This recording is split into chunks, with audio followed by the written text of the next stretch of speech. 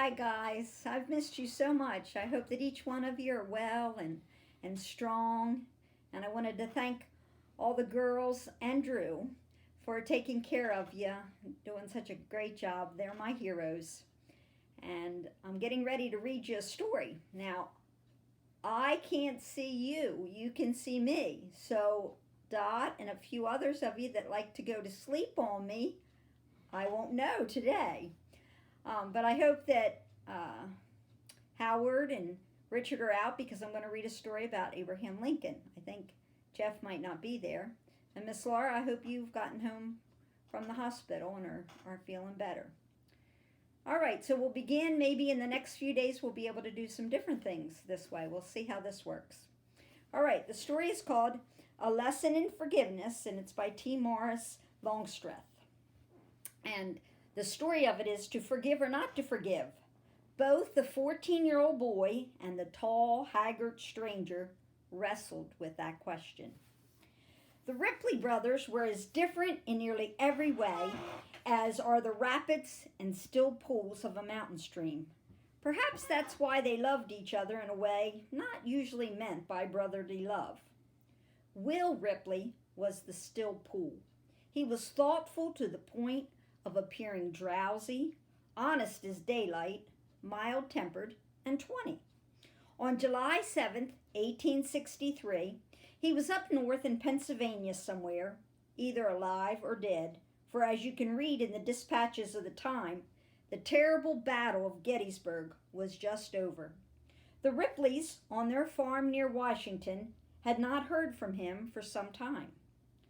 Although Will was no soldier at heart, he had responded to Lincoln's call for more men 2 years before, leaving his younger brother, Dan, at home to help his father and mother.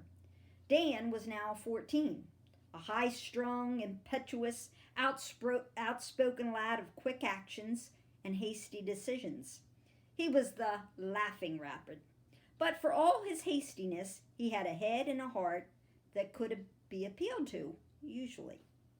The only thing to which he could not reconcile himself was the separation from Will. Even Will's weekly letters, which had seldom missed coming until recently, and which always sent messages of love to Dan, coupled with encouragement to stay on the farm as the best way to aid the cause, scarcely kept him from running away and hunting up his brother. Dan knew that he and his collie Jack were needed to look after the sheep. He knew that his father, who was little more than an invalid, must have help. But to see the soldiers marching set him wild to be off with them. In fact, Jack seemed to be the anchor that held him. Dan sometimes even thought that he loved Jack next to Will. The summer of '63 had been unbearably hot. There had been an increasing ominous list of military disasters. Even the loyal were beginning to murmur against Lincoln's management of the war. Then Will's letters had ceased, and Mr. Ripley could get no answers from headquarters. Dan was irritable with fatigue and his secret worry. His family was nearly sick with the heat and the tension. The climax to this state came from an unforeseen event. Jack, crazed either by the heat or by some secret taste for blood, ran amok one night, stampeded the sheep, and did grievous damage. Farmer Ripley doubtless acted on what he considered the most merciful course by having Jack done away with and buried before Dan got back from an errand to the city. But to Dan it seemed, in the first agony of his broken heart, an unforgivable thing. Weariness, worry, and now this knife-sharp woe changed the boy into a heart-sick being who flung himself on the fresh mound behind the barn and stayed there the whole day, despite the entreaties of his mother and the commands of his father. That evening his mother carried some food out to him. He didn't touch it. He wouldn't talk to her. Some time later, as the night wore on, he stole into the house, tied up some clothes into a bundle, took the food at hand, and crept out of his home. Once more he went to the grave of his slain pal. What he said there, aloud but quietly, need not be told. Sufficient it is to know that a burning resentment toward his father filled him, coupled with a sickening longing to be with his brother Will. Ill with his hasty anger, he thought that Will was the only one in the whole world who loved or understood him. In the wee hours of morning, he left the farm, forever as he thought, and turned down the road that led to the soldiers' home not far away, where he hoped to find someone who could tell him how to get to Will's regiment. The sultry, starless heat of a Washington midsummer enclosed him. The wood was dark and breathless. His head throbbed, but he pushed on, high-tempered, unforgiving. He would show them all. Suddenly he remembered that he had not said the Lord's Prayer that night. Dan had been reared strictly. He tried saying it walking, but that seemed sacrilegious. He knelt in the dark and tried. But when he got to, "As we forgive our debtors," he stopped, for he was an honest lad. This new gulf of mental distress was too much for him. It brought tears. There in the dark by the roadside, Dan lay and bitterly cried himself into an exhausted sleep. At the same hour, another worn person, a tall, lean-faced man with eyes full of unspeakable sorrow, was pacing the chamber of the White House in the nearby city. The rebellion had reached its flood tide at Gettysburg 3 days before. The president had stayed the flood, bearing in tireless sympathy the weight of countless responsibilities. Now, all day long, decisions of affairs had been borne down upon him, decisions that concern not only armies, but races, not only races, but principles of human welfare. He was grief-stricken still from his son Willie's death, and his secretary in the room downstairs, listening unconsciously to the steady march of steps overhead, read into them the pulse beats of human progress. Lincoln had given instructions that no one was to interrupt him. He was having one of his great heart battles. Finally, shortly before dawn, the footsteps stopped. The secretary's door opened, and the gaunt gray face looked in. "Stoddard, do you want anything more from me tonight?" The secretary rose. "Oh, I want you in bed, sir. Mrs. Lincoln should not have gone away. You're not fair with her or us." "Don't reproach me, Stoddard," said Lincoln kindly. "It had to be settled, and with God's help it has been. Now I can sleep. But I must have a breath of air first. There's nothing?" "Only the matter of those deserters, sir, and that can't wait." The president passed his hand over his deep-lined face. "Only," he murmured. "Only. How wicked this war is. It leads us to consider lives by the dozen, by the bale, wholesale. How many in this batch, Stoddard?" The secretary turned some papers. 24, sir. You remember the interview with the general yesterday?" Lincoln hesitated, saying, 24. Yes, I remember. Scanlon said that lenience to the few was injustice to the many. He's right, too. Lincoln held out his hand for the papers, then drew it back and looked up at Stoddard. "I can't decide," he said in a low voice. "Not now. Stoddard, you see a weak man, but I want to thresh this out a little longer. I must walk. These cases are killing me. I must get out." "Well, let me call an attendant, Mr. Lincoln." They're all asleep. No, I'll take my chances with God. If anybody wants to kill me, he'll do it. You must go to bed, Stoddard." The two men, each concerned for the other, shook hands good night, and Lincoln slipped out into the dark, his long legs bearing him rapidly northward. During the heat, he usually slept at the soldiers' home, being escorted thither by cavalry with sabers drawn. But he hated the noise of it, and during Mrs. Lincoln's absence was playing truant to her rules. When he neared the home, he felt slightly refreshed and turned onto a wood road. The sky to his right began to lighten. By the time dawn showed the ruts in the road, Lincoln realized that he was tired. Abe, Abe, he said half aloud. They tell me you used to be great at splitting rails, and now a 5-mile stroll before breakfast? Well, what have we here? The exclamation was occasioned by his nearly stepping on a lone youngster lying in the road. The boy raised his head from a small bundle of clothes. The tall man stooped with tenderness, saying, "Hello, Sonny. So you got old Mother Earth to make your bed for you. How's the mattress?"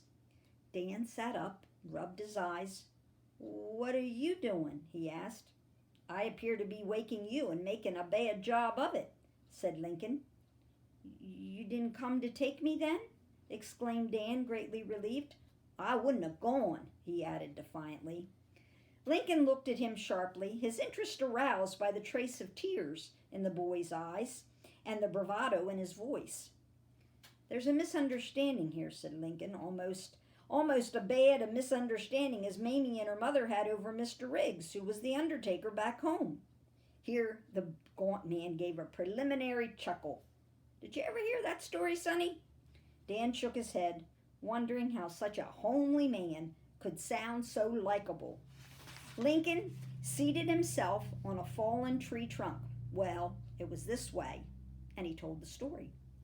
Dan's quick laugh might have disturbed the early rising birds. Lincoln joined in, and for an instant Dan completely forgot dead Jack and his deserted home. For the same fleeting instant, Lincoln forgot his troubles in Dan's laugh. The boy chuckled again. "I'll have to tell that to and he didn't finish the word, remembering with a pang that he was not going to see his father again. Lincoln caught the swift change on his voice, and it was his turn to wonder. He knew better than to ask questions. You can't fish for a boy's heart with question marks, neat little fish hooks though they be. So he said, "Our sitting here when we ought to be getting back home reminds me of another story." "Tell me," said Dan, well won already to this man, despite the gray, lined cheeks and the sadness that colored his voice. Dan didn't know yet. No, he didn't know who he was. He had not seen the cartoons that flooded the country during the election. He was too young to go in alone to the inauguration, and the idea of the President of the United States sitting with him in the woods, that was too preposterous to cross his mind. When Dan had laughed heartily over the second story, Lincoln said, "Well, Sonny, I reckon we ought to be moving, don't you?" He helped the lad with his bundle. "Are you going to the war too?" asked Dan. "'Cause I am." "You?" exclaimed Lincoln. "Why, you're no bigger than my own tadpole, and he's hardly a wriggler yet. Does your father know?" "I reckon he does by now," said the boy darkly. "Father's an early riser. You see, he killed my dog without my knowing, and so I left without his knowing." The hardness of the boy's voice hurt Lincoln, who said, "What's your father's name, Sonny?" "William Ripley. Well, that is Senior. Will, that's Junior, my brother, is off at the war. I'm Dan. I'm going to find my brother. I don't care if I never come back. I love Jack better than, and then his voice choked. Lincoln put his hand on the boy's shoulder. He was getting the situation. "So Jack was your dog?" asked the big man as gently as a mother. "Yeah, and father shouldn't have killed him unbeknownst to me. I'll never forgive him that, never." "Quite right," said the wise man walking with him. "Don't you ever forgive him, Dan, or don't ever forget it, under one condition." "What's that?" asked the boy, a trifle puzzled at the unexpected compliance of his elder with his own unforgiving mood. "Why, that you also never forget all the kind and just things that your father's done for you." "Why did he kill the dog, Dan?" "Well, he killed some sheep," said the boy. He'd be honest with this tall, gentle, and grave person who understood so readily. "How old are you, Dan?" 14, going on 15. "That's quite a heap," said Lincoln musingly, "quite a heap. In 14 years, a father can pile up a lot of good deeds. But I suppose he's done a lot of mean ones to cancel them off, hasn't he?" "No," admitted Dan. His frankness pleased the president. I congratulate you, Dan. You're honest. I want to be honest with you and tell you a story that isn't funny, because we're both in the same boat. As I size up this proposition, yes, we're both in the same boat. I'm in the Army, in a way. At least I'm called Commander-in-Chief, and occasionally they let me meddle a little in things. Honest? Said Dan, opening his eyes wide. He had been so absorbed in his own disasters that he had accepted this strange, friendly acquaintance without question. But now, although the forefront of his consciousness was active with the conversation, the misty background was trying to compare this man with a certain picture in the big family album with another one pasted on the dining room cupboard door. The same loose-hung person, only this one had a living rawness, maybe it was bigness about him, that the pictures didn't give. Like a tree, perhaps. It couldn't be the president talking to him. Dan? If it was, what would the folks at home? And again his thought stopped. There was to be no more folks at home for him. Honestly, Dan, but sometimes they don't like it when I do meddle. There's a case on now. Last night, I pretty nearly had 24 men shot. But I hadn't quite decided, and that's the reason I came out here in God's own woods. And I'm glad I came, for you've helped me decide. I have? Said Dan, astonished. You mean to shoot 'em? No, not to. You showed me the case in a new light. Here you are, deserting home, deserting your father, bringing sorrow to him and to your mother, who have sorrowed enough with Will and danger and all. You're punishing your father because he did one deed that he couldn't very well help, just as if he'd been a mean man all his life. And it's like that with my 24 deserters, Dan. Very much like that. They've served faithfully for years. So, can any one thing they do be so gross, so enormously bad, as to blot out all the rest, including probably a lifetime of decent living? I think not. Is a man to blame for having a pair of legs that played coward once? I think not, Dan. I'll tell you what I'll do, Sonny. The tall man stopped in the road, a new light shining in his cavernous, sad eyes. I'll make a bargain with you. If you'll go home and forgive your father, I'll go home and forgive my 24 deserters. Is that a bargain? The boy had been shaken, but it was difficult to change all at once. It is hard to forgive, he murmured. Someday you'll find it hard not to, said the great man, putting out his huge palm for the boy to shake. Isn't that a pretty good bargain, Dan? By going home, by ceasing to be a deserter yourself, you will save the lives of 24 men. Won't you be merciful? God will remember and perhaps forgive you some trespass sometime, even as you forgive now. Something of last night's horror when he could not say that prayer, and something of the melting gentleness of the new friend before him touched the boy. He took Lincoln's hand, saying, "All right, that's a go." "Yes, a go home," Lincoln smiled. "I suppose I'll have to turn now." "Where's your home?" asked the boy, knowing, yet wishing to hear the truth, to be sure, for now he could tell the folks at home. "The White House," replied Lincoln. "But I wish I were going back to the farm with you." The boy heard him vaguely, his jaws sagging. "Then you are the president?" Lincoln nodded, enjoying the boy's wonder. "And your servant, don't forget," added Lincoln. "You have been a help to me in a hard hour, Dan. Generals or no generals, I'll spare those men. Anytime I can do anything for you, drop in, now that you know where to find me."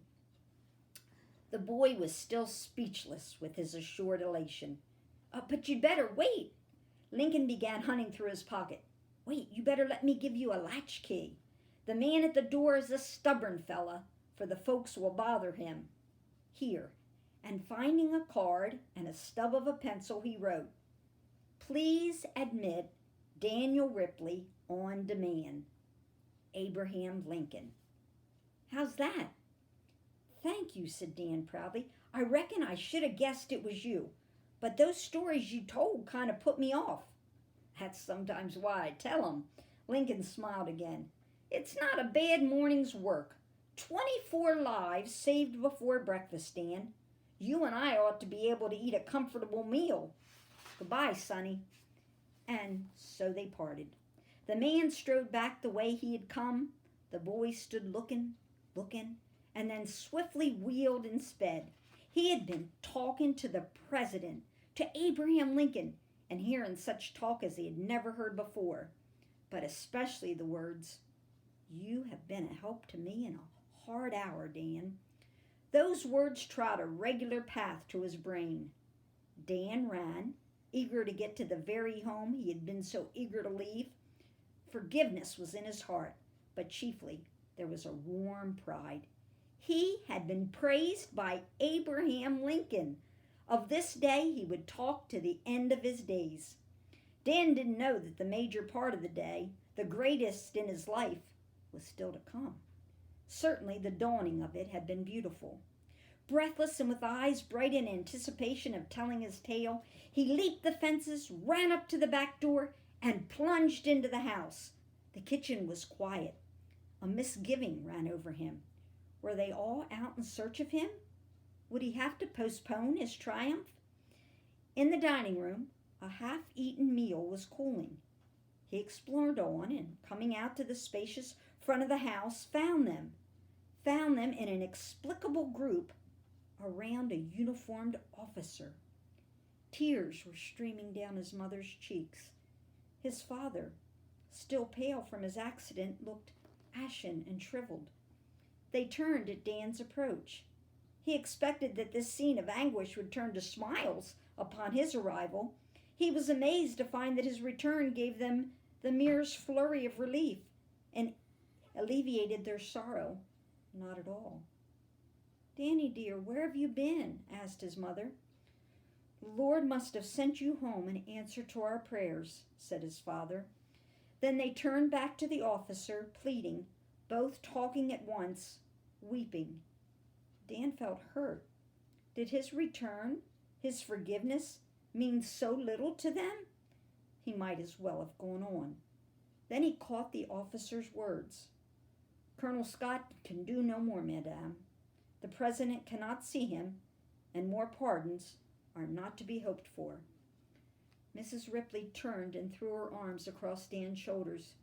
Danny, you're our only son now. Will was..." She broke down completely.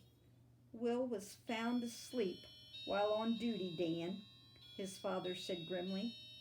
Is he to be shot?" asked the boy. "I wonder if he was one of the 24. They looked at him, not understanding. "The Lord has restored you to us.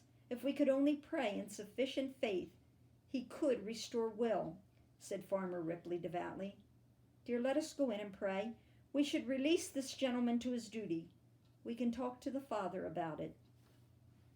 Dan realized with a sudden clearness that his brother, his beloved, was to be taken from him as Jack had been taken. It shook his brain dizzy for a moment, but he knew that he must hold on to his wits. He must think. Well, there was Abraham Lincoln, his friend. "You pray," he cried to his father shrilly, "and I'll run." "Run where, dear?" "Will is in Pennsylvania." "To the White House, Mother. He said any time I can do anything for you, drop in. Anything, Mother. Surely he'll..." "Who?" cried both his parents. "Why, the president, Mr. Lincoln." "But the president is busy, dear." "He'll see me." "I know he will," said Dan. "Look, we have a secret together. The president and I have." And the boy showed his card and poured out his story. The mother saw a break in her gray heaven, saw the bright blue of hope. "We must go at once," she said. "Father, you're not able to come with us, but pray here for us." "Please, take my horse and carriage," said the officer. "Yes," said Dan, "let's hurry. Oh, I'm glad, I'm so glad." And the joy at his luck turning back shone in his face as he helped his mother into the vehicle. May God help you, said the officer. He does, said the boy. It was high noon when the doorkeeper of the White House, hardened into a stony guard by the daily onslaught of Lincoln seekers, saw an impetuous youth leap from a light carriage and help a woman up the portico steps toward him. In which room is the president? Asked Dan. He's very busy, said the doorkeeper, probably for the 500th time that morning. Have you an appointment? No, but he said I should drop in when I wanted to, and what's more, here's my latchkey. Dan, trembling a little with haste and pride, showed him the card Abraham Lincoln had written. The man looked quizzically at it and at him. Well, in that case, he said dryly, you better step into the waiting room here. There must have been 40 or 50 people crowded into that room, each on some urgent errand. Some were in uniform. All looked tired, impatient, important. Dan saw the situation and knew that Lincoln could never see them all. He whispered to his mother and showed her to a chair. Then he went up to the door boy and asked if the president was in the next room. The boy admitted the fact, but would not admit anything further. The annoyed looks on the faces of the waiting people deepened. Does this urchin, said their looks, expect to see the president today when so many more important persons, such as we, are kept waiting? Dan, not caring for etiquette when his brother might be shot at any moment, slipped under the arm of the door boy and bolted into the room.